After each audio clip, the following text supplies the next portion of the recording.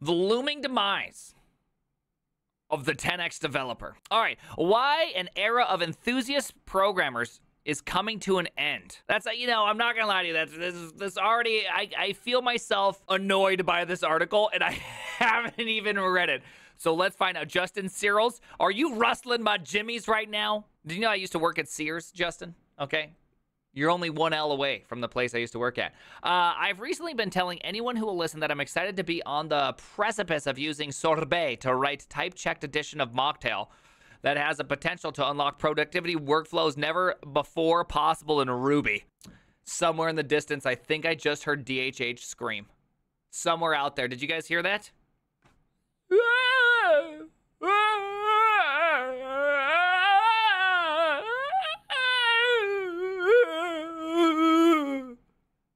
That's what I assume his voice sounds like. Until he's on the stream, that's going to be his impersonation, DHH, okay? So if you want that changed at any point, you got to jump in, okay? You got to tell me why types are amazing. I'll let you do it for free. I'll let you do it for free, and I'll listen and only ask great questions. I'm not there yet. I don't want to say it's been a quagmire, but I'm over 150 commits in, and there's a lot left to button up before release. It's been a real challenge. Learning Sorbet at all takes a good chunk of time, to be sure. I've also hit a number of thorny edge cases and elusive bugs along the way, both in the type system itself and that the type system exposed in my code. Oof.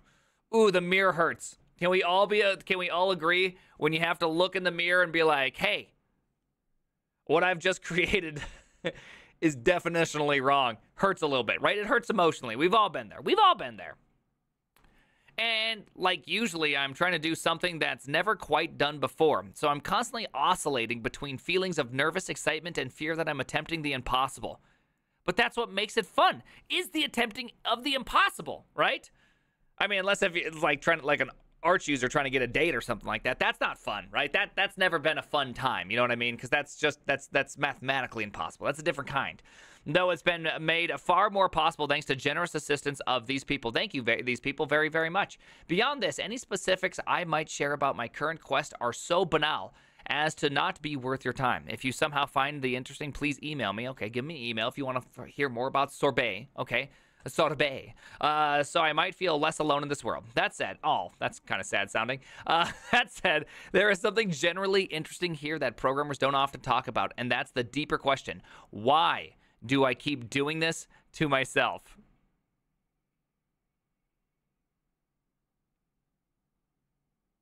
Anyone want to toss a little answer up here?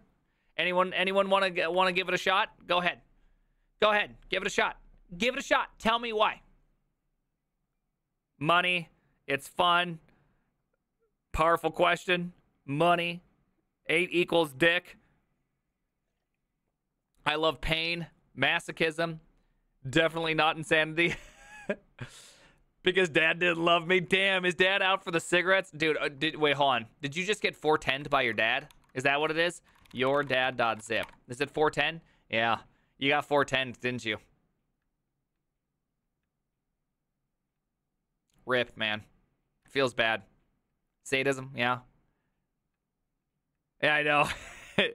Yeah, it hurts. I don't know. Insomniac with a side of ADHD. Yeah.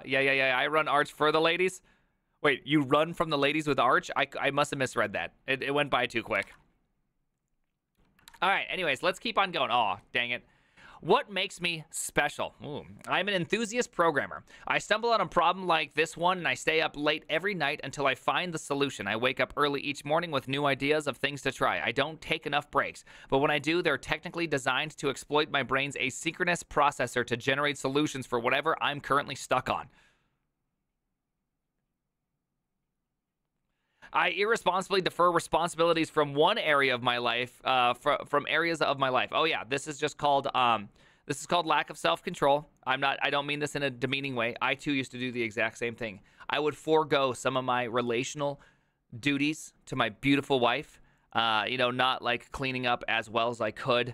All those things around the house that I could have done a lot better job. I would forego those responsibilities in favor of working on problems. I used to do the exact same thing. It's almost like, I don't want to call it like OCD or some actual named disorder, but it's just Definitely a life perspective problem, and I think we all suffer from it as programmers. Eventually, I realized that I'm only at the 20% mark, and that a pattern is repeating where a month or more of my life is about to disappear from the calendar.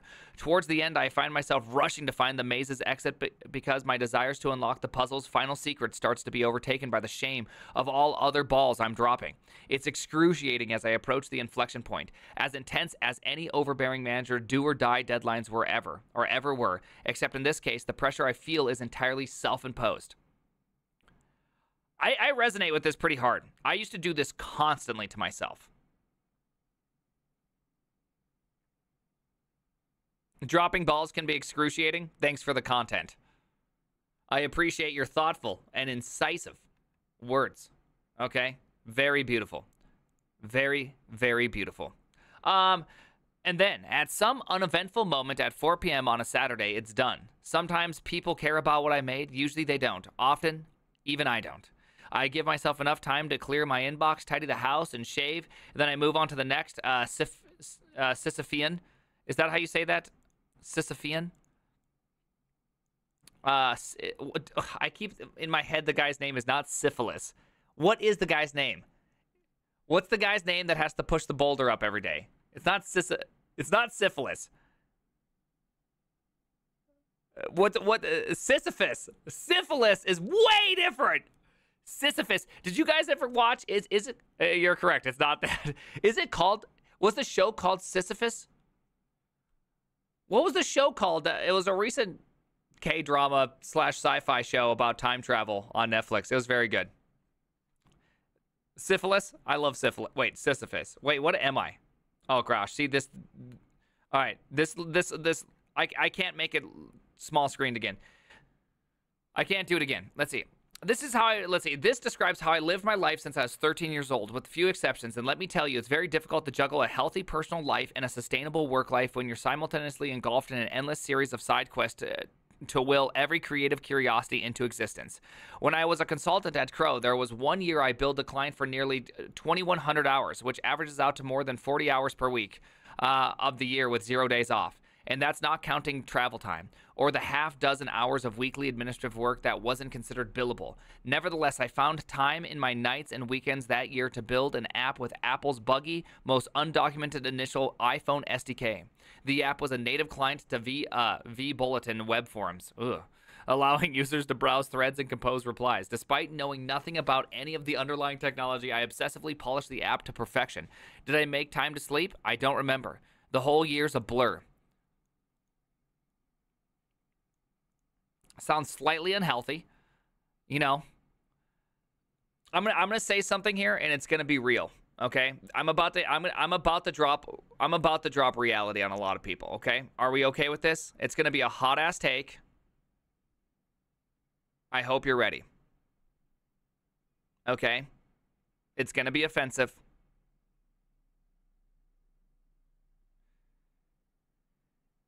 This, my friends, was me too. This was absolutely me. I would do the exact same things to the detriment of a lot of things. I did it to the detriment of my wife. Did it to the detriment of a lot of stuff. But I believe I can confidently say the thing that changed me was having kids. You have to have something more important in your life that truly makes you step back and change how you think about things. I think kids are one of the greatest things that can ever be done in one's life. If possible, enjoy that privilege. It's incredible. It'll change who you are. Absolutely. Kids are a life changer? Absolutely.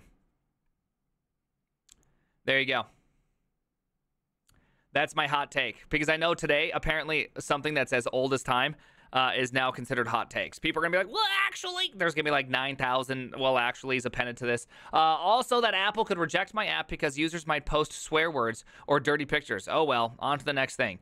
I don't know what word best describes my behavior above without inflecting significant value judgment. Perfectionist, obsessive, passionate, completionist, whatever we call this compulsion, it's hardly an unalloyed good, and it comes with its share of downsides. Absolutely. Nevertheless, it's one of the number of idiosyncrasies and and character flaws I've decided to lean into and find productive outlets for rather than attempting to repress or rewire. Again, like, you got to have something more valuable, right, in life. You don't have to rewire. You can still be who you are. That's the thing is I feel like sometimes people do this thing, and I do it too. It's just like it's either A or B, and I'm like terrible at this. It's either A or B, but sometimes there's still like most of the alphabet left. You know what I mean? There's still a huge amount of other options that are out there, right? Being able to time box your compulsions is a great way to start. You still get all of your creative outlets, but you learn how to have some self-control that's uncomfortable, right? There's this whole notion in life, I think where a lot of this comes from is this idea of either finding significance or finding comfort. And like, it's okay to be uncomfortable, right? It's okay not to accomplish everything you wish to accomplish. Like, it's okay. Good hard work, while the work is available to be done good and hard, go for it. Wow. But sometimes take a step back. It's okay. It's okay to feel terrible about it and to just practice self-control over your mind. I ruminate endlessly under stress, so I wrest back some control by manufacturing stress responses over things I'm building to trick my brain into ruminating on work that's useful to me. This both overrides the unhelpful, irrational worries that surround me every day and unlocks a second shift where I can accomplish almost as much away from my keyboard as in front of it. I am a terrible listener and struggle with auditory processing, especially in groups and loud environments. One reason I talk so much is that I always felt safer to drive the conversation than risk mishearing and offending someone. Parsing, to me, this is kind of a sad state of the world. Like, we just gotta, why do we live in a world that people get so hurt over things? Like, we gotta try to, like, it's okay. It's okay. Parsing other sentences often feel like I'm filling in the blanks to make sense of them. Yeah, I mean, this sounds difficult. I like playing a game of Mad Libs. Over the years, I have redirected this into the source of creativity and humor. Most of my puns and wordplay are happy accidents as I fill the gaps in my own listening comprehensions. Some of my most creative ideas are things I swear I heard someone say when it turns out they are actually talking about something else. I'm a really bad learner, disinterested, distractible, and disagreeable. I've never enjoyed learning and generally avoid it, especially learning for its own sake. At the slightest discomfort when struggling to understand something, I'll grasp for any distraction that might help me a momentary escape. I feel like this feels like modern world stuff where we have all the right words to describe what's happening to ourselves, yet we feel like we're a victim of our circumstances. Who here with ADHD doesn't feel this way? Real talk. Who here with just a good, strong ADHD does not feel this way? Of course I feel this way. Like, I felt this way every single day of my life, right? But it's my choice not to give into this. You know what I mean? It's like I remember being in college and hating it. I would sit there for hours just loathing my existence. And I just had to be like, I have to listen, because you have two wills, right? This is lower will versus higher will to a T. Lower will is do the thing you feel like. Higher will is do the thing you know you should do. Right? This is it in a perfect little nutshell right here. And I remember being so upset and so sick and so pissed off and so just like uncomfortable and just wanting to escape the reality of learning about earth science in college. But I had to get through it. I had to. It was my last shot. And I did not at all want to lose this, right? And so I just said, that's it. I can't do it, because I had to work as a dishwasher to go back to school. And I worked and I worked and I worked to the point where I had wrist pain because of just squeezing the dish thing. And I just sat there and thought, my life is about to be this, where I just am in pain and I hate it. I have to be able to do the right thing. I have to succeed. I must do it. And that was super hard. I wanted to escape. Man. When I do manage to get traction, I inevitably find myself disagreeing with the premise or subversively trying to prove the author's wrong. The upshot is that once I actually do learn something, I know it cold. I mean, I have scoured every nook and climbed out of every pitfall. Professionally, this apparent weakness has turned out to be a superpower. Learning everything the hard way has made me a natural consultant and mentor. Absolutely, because I've already explored all the wrong paths. Absolutely. Exploring the wrong paths is how you learn. That's why I've always said, like, I hate tutorials, because tutorials are always like, here's the 10 right steps to make to build an app. And then you go like this, da, da, da, da, da, and you get through your app and you're like, wow, I did it. I built an app. I'm going to build another one. Step 1. Wow. Why is it wrong? I don't understand why it's wrong. Oh, this sucks. Step 2. Oh, this sucks too. I can't even do step 1 and I'm stuck on step.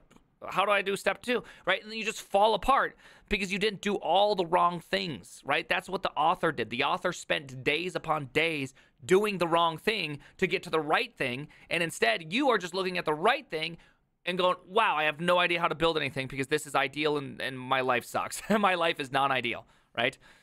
You don't learn doing the right thing. You learn doing the right thing after you know the wrong thing, right? Like, if you know any programming language and it comes out with a new feature that solves something that's really bothered you, you instantly know why that new feature is incredible. But if you've never learned the language and you look at a new feature and you go, oh, why would you use this? I guess I use this now. You just kind of use it like a golden hammer and you don't really know why you're using it. And you inevitably start developing all these anti-patterns because you never learned the thing it was meant to solve.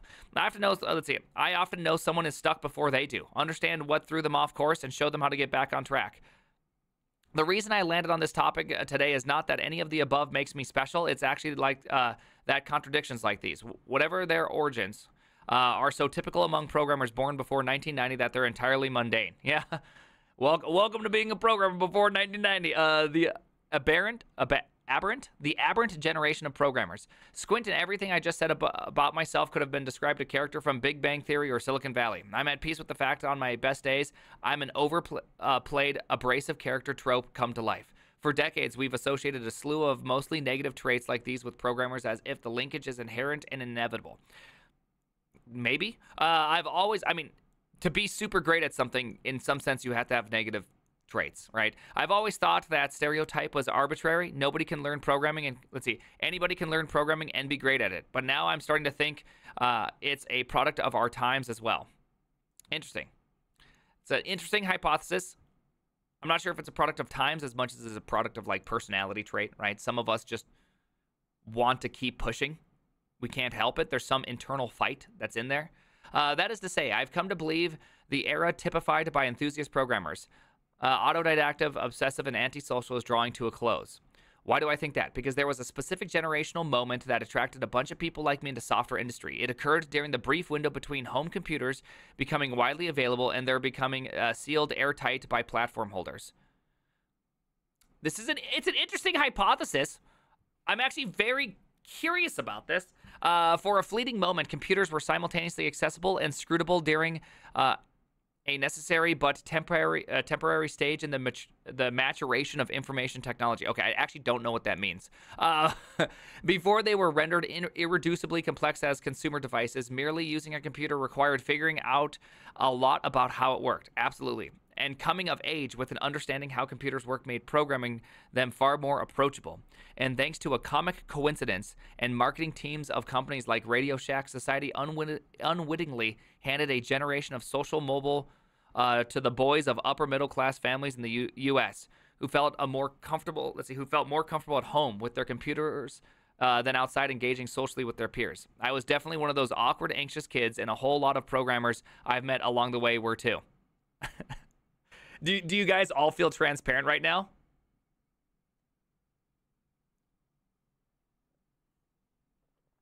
How many of you guys feel transparent?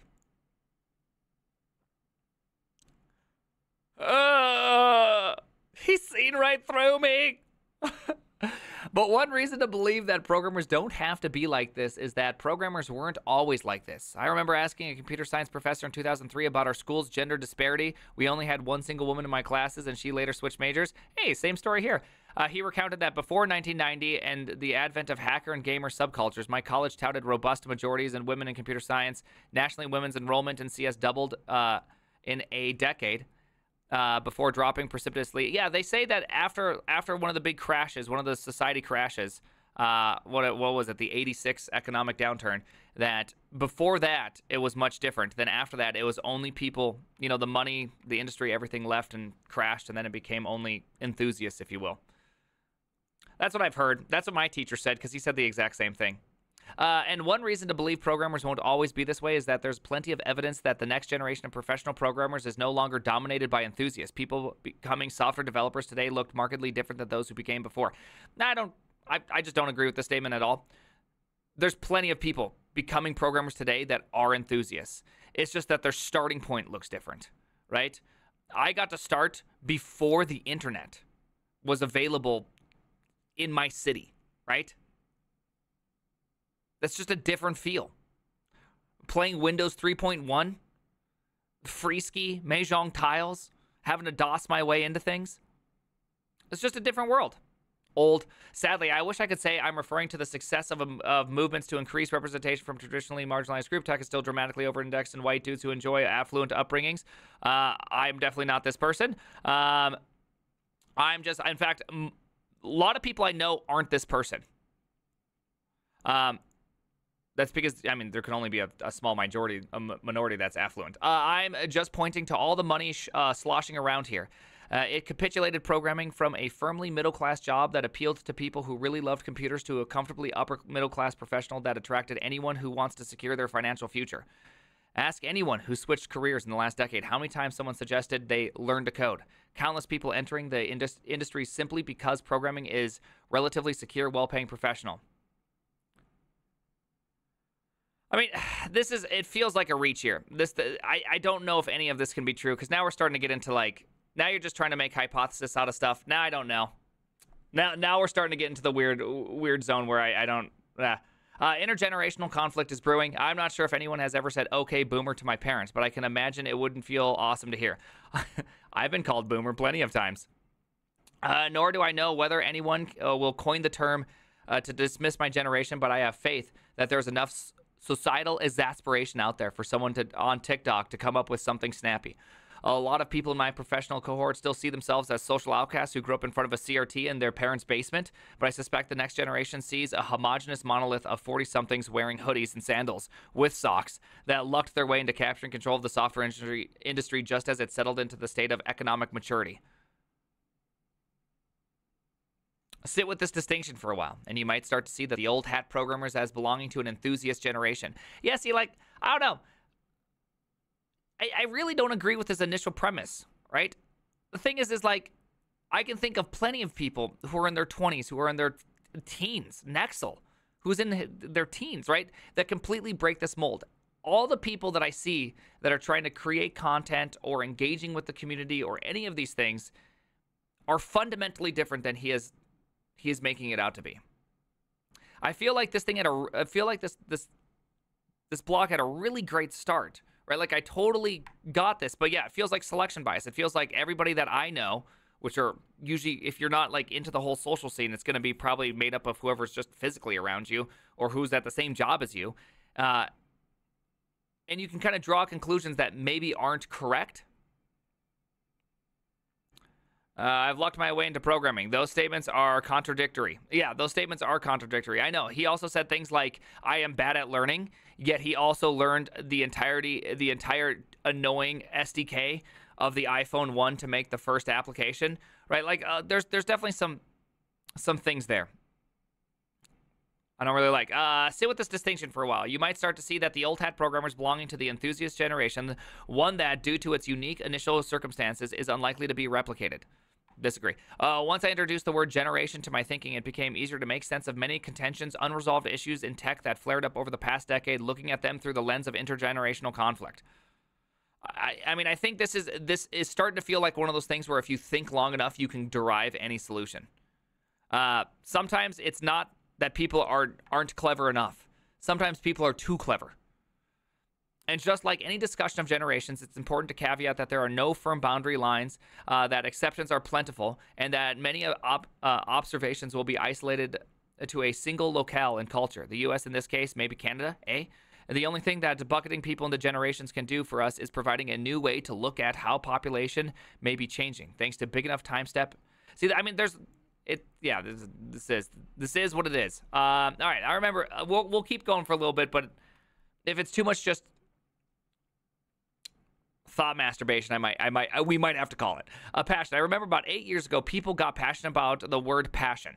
This rubbed me the wrong way at first. Then again, everything does. I remember thinking banning the word passion will just lead to people pick others like self-driven, highly motivated, ambitious. I remember asking, are we supposed to screen out candidates for whom programming is a hobby outside of work? What I don't remember was pondering whether this was an indication that the times were changing. I think this is an indication that people wanted to be... For me, when I see this, when I see people say these kind of things, when I see this, I don't think that this is the times of changing. I think this is people who want to justify their inability to really excel at programming, right? They want to be considered the upper echelon of programming, but they don't want to put in the time or effort. You want to be an Olympian, but you don't want to get off your couch.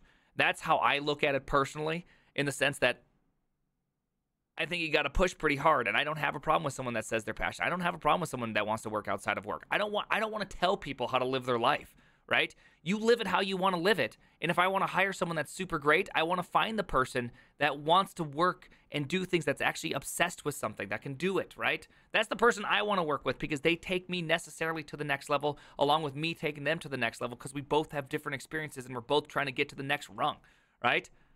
I don't know. I have this hard time where people just like, this is it, for me, this is such a lame take, right?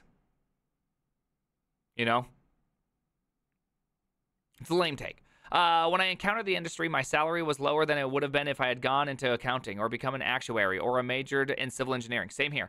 Myself and most of the people around me did get into software because we were passionate about it. Reading tweets and think pieces that suggesting passion was a four-letter word felt like the personal affront. So I responded defensively. Reasonable. What I wasn't thinking about was that it must have felt like for everyone who entered the industry expecting their job to be a job, but found themselves managed by people from my generation who didn't leave them room to have a life outside of work. I mean, again, some of these are choices. Some of these are just work environments.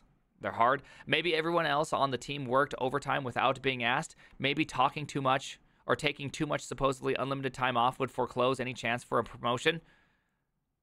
Maybe building a rapport at lunch requiring holding evolved opinions on Emacs versus Vim or mechanical key switches or whatever was the front page of Hacker News that sounded pretty much like a miserable existence, especially if programming isn't what gets you out of bed in the morning.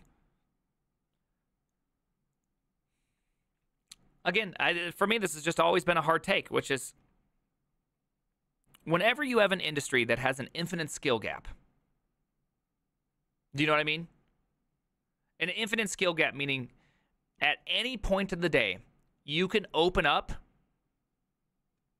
the internet and start learning to get your job better, right? Like, it's infinite, forever. There's literally never some sort of like ceiling where you're like, I never have to learn a thing again, right? It's a really weird place to be in, because in some sense, you have to kind of be this person to be able to keep up with just the movement of the industry. Every single year, new things are coming out. People are saying this is the way to do things. Like, it wasn't that long ago that Docker didn't exist, right? It wasn't that long ago. It's only recent memory that Docker became a thing.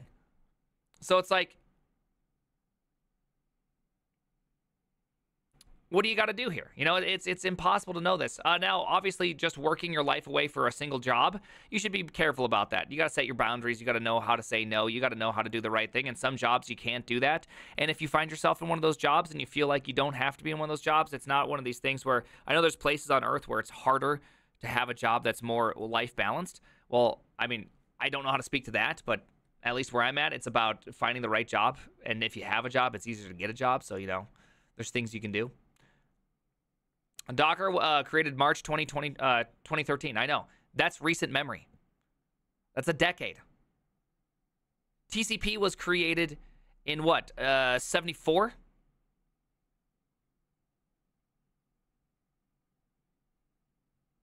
It's only recently starting to go out of fashion, right? It's like there's really long lives to good tech. But there's a whole bunch of little short ones that happen where people are trying to find the right thing. You were born after Docker was made? Yeah, right. Get the hell out of here. Craftsmanship. This brings me to another contentious word to mind, craftsmanship. Its origin, as I witnessed, was a reaction to the watering down of technical aspects of the agile software movement in the late 2000s in favor of more lucrative soft skills training and consultant services. In case you've missed it, most craftsmanship memes could be summed up as a slow code movement. There was a lot of talk about measuring twice and cutting once, establishing apprenticeship programs to train new programmers, and millions of ways to leverage automated tests for the purpose other than testing things. This sounds awful. I don't want any of whatever they just said, other than it's fun to mentor people. That's fun. Like at your job, it's fun. I was an active participant in this community, speaking at conferences several times and putting my name on the manifesto and generally exhorting anyone who would listen to please make their software less terrible. Well, I mean, that's always good. But looking back, the craftsmanship movement wasn't only about rekindling the tremendous engineering insights of agile methods like extreme programming. It was also a response to the rapid influx of generation of programmers who didn't care about code quality the same way we did. Again, this statement is just so hard to make. Like, this is like the OK Zoomer, right? This is the OK Zoomer version of OK Boomer. You know what I mean? Like, you can't just say that. There are so many great Zoomer programmers out there, right? There's so many out there that truly take what they do and take it to the max and be really good about it. I feel equally frustrated in one direction as the other way, right? Oh my goodness. All right. I don't like where this article is going, so I'm going to call it a day. I do not think there's a demise to the 10x programmer. I don't think 10x programmers exist in any sort of real fashion. The only 10x programmers that exist are the ones that make your job 10x harder, that require 10x more people. The people that always adopt the brand newest, most cutting edge technology at all points just to do it. And then what do they end up having? They just create a mess. They create all this, this just massive tech debt as things move. And it's just terribly, terribly hard. Or the other version of 10x developer where they use nothing from the outside and they develop everything in-house. So you have only bespoke solutions for every single thing you have. And it's just a nightmare to work with. Both are terrible. Enjoy your life. You don't have to be a 10x. Shoot for a 2x, right? Learn to type fast. Learn your language to a T. Be amazing at it. Investigate new technologies. Weigh their goods and bads. Take what you can. Use what is good and solid. And just enjoy life a little bit and, build things that make you happy. You don't always have to build things that are going to be a product. You don't even have to always build something that's going to be completed. Just enjoy it for a moment. Enjoy your life for a moment. Enjoy the things you're making. Take satisfaction in what you're building. You don't have to find your meaning in what you're building. It's that simple. The name is the Primogen.